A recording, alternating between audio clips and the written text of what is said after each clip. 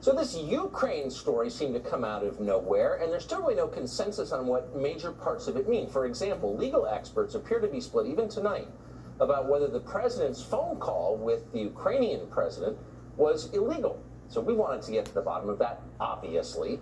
So last night, we asked Joe DeGenova on the show. He's a former U.S. attorney, and we put that question to him. He said, no, there's no evidence it's illegal at all. Well, that statement and some accompanying statements caused quite a firestorm, and so we've asked Joe DeGenova to come back tonight for an update. Joe, thanks so much for coming on tonight. So I want for our viewers who are not familiar with what exactly happened to know. So here's a quick update. So yesterday, Judge Andrew Napolitano, who is a legal analyst at Fox, and a very nice guy, I will say, I've always liked him, went on one of our daytime shows and declared that the president's phone call with the head of Ukraine was a crime. Here's what he said.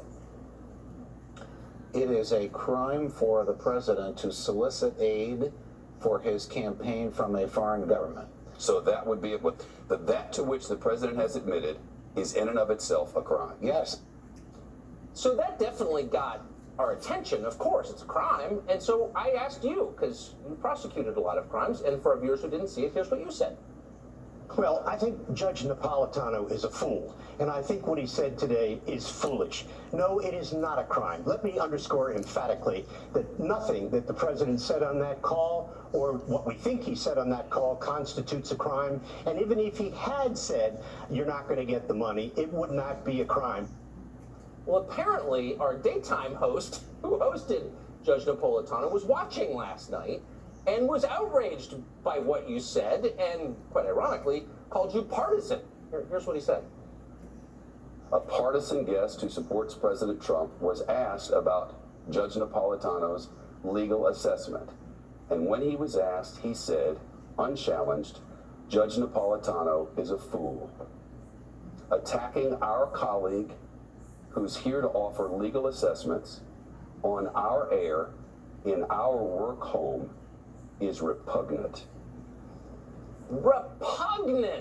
Not clear if that was you or me, but someone's repugnant. And here's what, finally, last soundbite, here's how Judge Napolitano responded. A lot of legal authority, and I join it on the other side. And the other side basically says anything that helps the campaign, whether it's cash or emails or smearing your opponent, is a thing of value. And therefore requesting it as a crime. Yes. Now, unlike maybe some dayside hosts, I'm not very partisan, and it was a sincere question. Is it a crime or not? So given everything that's happened in the last 24 hours, I just want to throw it to you again. Was it a crime or not? Absolutely not. Now, let me sort of educate Judge Napolitano. The President of the United States is the executive branch under Article 2. He is the chief law enforcement officer of the United States.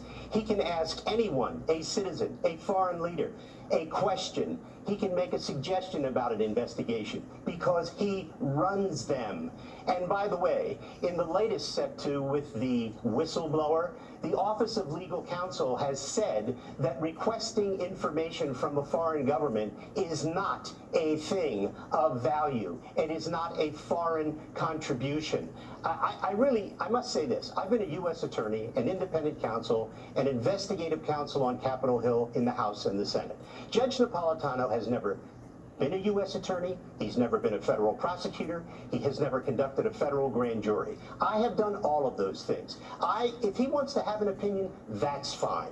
I am not a paid Fox contributor. I am a guest of Fox Network. I come on when they ask me. So, and I am told, please, whatever you do, tell the truth.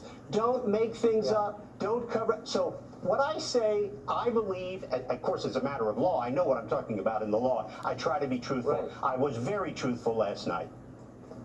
Well, so that's kind of the crux of it for me. I mean, I'm not a lawyer at all. I mean, I'm as far from a scholar Lucky as you you. can be, and that's why. Well, that's why I solicited your opinion. But I also know that some things are subjective, and people of goodwill have differing views. Yes. And so that's why it doesn't seem honest to me when a host, any host on any channel, including this one, pretends that the answer is obvious. There is an ironclad consensus about what the answer is, when there in fact isn't. When it's a subjective question, that's not news, is it? That's opinion. No, it isn't at all. And you were asking me my legal opinion, and I gave it. Yes. Judge Napolitano Right. gave his legal opinion, and he's entitled to it. But I can tell you, as a former United States attorney, I'm right. That's so interesting. Why do we find ourselves in a situation where people aren't willing to admit that their passions are guiding their news coverage?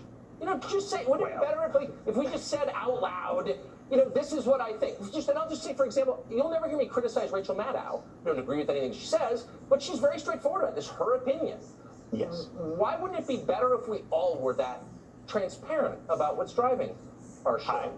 Tucker, I couldn't agree with you more, and that's why when I come on Fox, I say what I believe and what I know. Right. I never make things up. I never try to cover up for people. I am blatantly obvious about the fact that I support the President of the United States. Right. I believe he has been framed. I believe he is an innocent man. I will defend him to the death. And, you know, Judge Napolitano just doesn't like the President of the United States. That's fine. He's all right. entitled to that. He's entitled to feel that way. He's a disappointed office seeker. He didn't get the seat on the Supreme Court that he desperately wanted, and he's been mad about it ever since. And he showed it yesterday, and he showed it so many times over the last year. It's pretty embarrassing, actually, for me. Yeah. But, you know, I love the guy. God bless him. Well, I do too. We invited him on tonight, by the way, and I would say I agree with you. It makes people cynical when you dress up news coverage, when you dress up rather partisanship as news coverage, and pretend that your angry political opinions are news. People tune out. They do. They know dishonesty when they see it. Joe, great to see you tonight. Thanks.